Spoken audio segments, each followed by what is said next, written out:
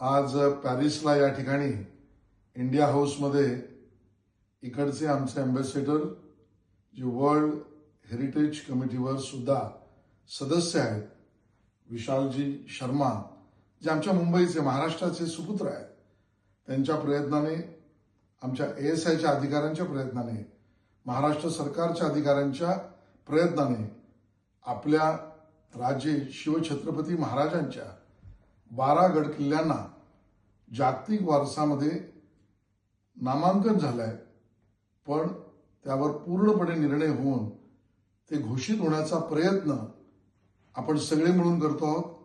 संपूर्ण देश, केंद्र सरकार, महाराष्ट्र सरकार आणि समस्त शिवप्रेमी यासाठी खूप प्रयत्न करत आहेत. माननीय विशालजींना सुद्धा माझी विनंती आहे की आपल्या प्रयत्नातून महाराष्ट्राला आणि देशाला हे स्थान मिळावं, यासाठी आपण सगळ्यांनीच प्रयत्न करूया. धन्यवाद.